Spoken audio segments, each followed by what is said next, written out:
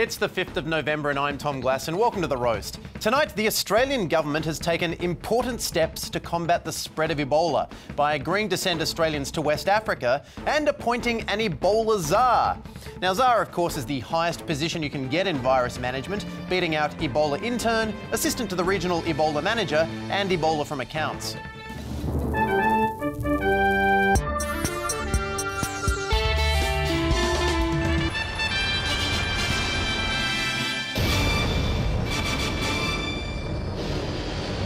But I mean, once Ebola is cured, what then for the czar? You know, will she be gonorrhea czar or the I swear, Dad, this is just a loan to get me back on my feet czar? Who knows? Anyway, here's Mark Humphries with the headlines.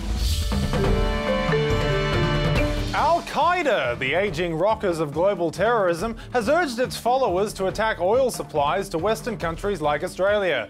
In its new magazine Resurgence, Al-Qaeda has urged jihadists to target the Achilles heel of Western economies. Al-Qaeda's magazine, of course, is available from all evil newsagents. The threat to oil supplies has raised the question, how long could Australia survive without foreign oil? 10 years? 20 years? After about a week, we're going to run into serious problems. A week?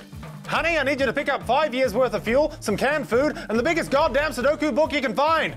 One crossbench senator has taken particular interest in Australia's fuel stocks, one who's apparently a motoring enthusiast. You know who I'm talking about. John Madigan. Mr Madigan, seen here looking like he's been caught out doing something wrong, launched a parliamentary inquiry into Australia's fuel security, and he's not optimistic about it. Other countries in the world have mandated fuel stocks. We don't. Can you even imagine the horror of living in a world without cars? Practically, though, it would be chaos. We wouldn't be able to transport food or medicine. That girl on the bicycle, dead! 2 horses have died following yesterday's running of the Melbourne Cup. But more importantly, did you see Rachel Finch? She looked gorgeous. As for the dead horses, no one was more devastated by the tragedy than the racegoers who were at the Melbourne Cup. I hurt myself today. With 2 deaths in this year's Melbourne Cup and 1 in last year's race, we can expect next year's commentary to be a lot more reflective of the reality of the sport. And soon-to-be Glue is leading the pack, closely followed by One in the Head and Not Long for This World. And trailing at the back is This Wouldn't Happen in Any Other Sport. Can you imagine if Michael Clarke died playing cricket? They'd make some big, big changes. Oh, she's dead. Scientists say they have discovered how to reverse the ageing process, though they maintain there's no hope to reverse whatever happened to Mickey Rourke. The scientists say they haven't tested the product on themselves, but I think that's bullshit. Bite me.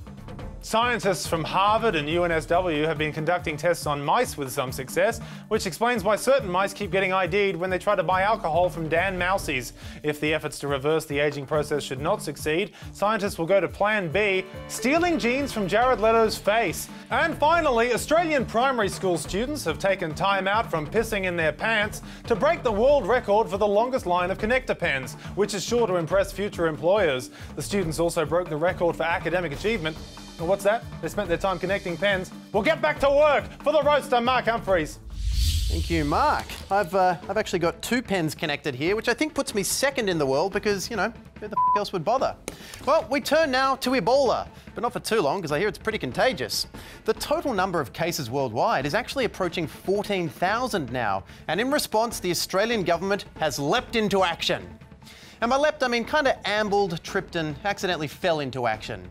See, all they needed was a little encouragement from the opposition, the US and UK governments, the government of Sierra Leone, the United Nations, the Australian Medical Association, and a majority of the Australian people. Yep, the Australian government. Your first port of call for an emergency you needed help with about half a year ago. So what's the play, Team Australia? Are we bombing Ebola?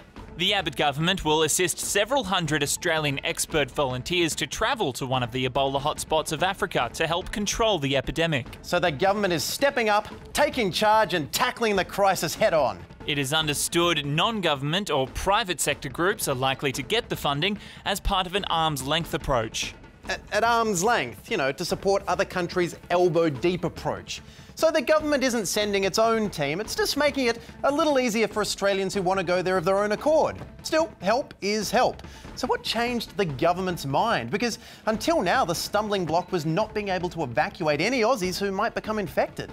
Any infected Australian worker would be evacuated to Britain for treatment. There is also provision for access to treatment in Germany under a British arrangement. Ah, the British arrangement, aka separate beds. It's what you want in a hospital. Safest way to avoid spreading disease or any of that icky love.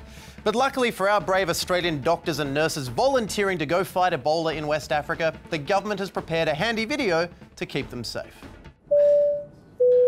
This is your captain speaking. We'd like to thank everyone boarding for your patience. We realise a lot of you have been eager to leave for months now, but we had to wait for all the planes bound for Iraq to leave the runway.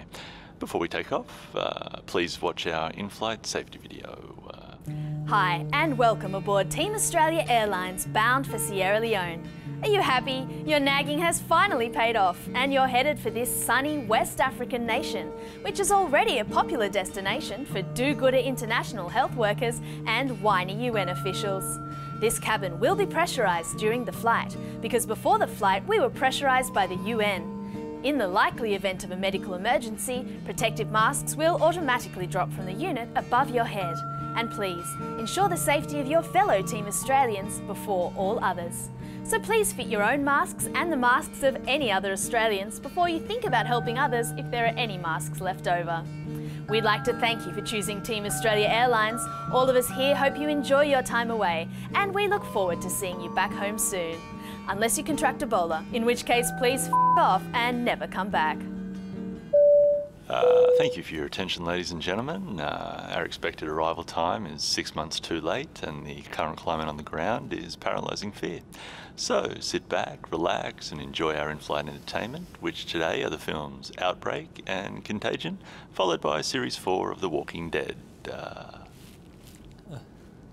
And while the government has copped a lot of criticism for not helping the fight against Ebola sooner, you have to remember that in a budget emergency, we can only help so much, you know? Australia spent more money securing filming of Pirates of the Caribbean than for Ebola. What? Have you ever tried to invigorate the Australian film industry by spending more money on a Hollywood blockbuster than you have on an outbreak of a deadly disease? Don't you think that was a little unfair? Why not use that money to fund local projects? I mean, I've got a script about a voiceover guy who's looking for love in all the wrong places. Can we do lunch? I'd love to hear about it. At the Roast TV or hashtag Roast TV.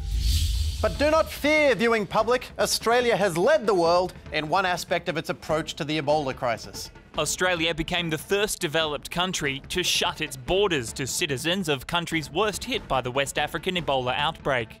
Yeah, because while we might have missed out on other great firsts like same-sex marriage, women's suffrage and recognising our Indigenous population, we got this one. But with Canada now following Australia's lead in closing its borders to West Africa, Tony Abbott has proven himself to be an inspirational leader. I mean, just imagine if he'd been around to inspire other great leaders of the past. We shall run away on the beaches. We shall flee in the fields and in the streets. We shall hide in the hills. We shall surrender immediately. Mr. Gorbachev, reinforce that wall.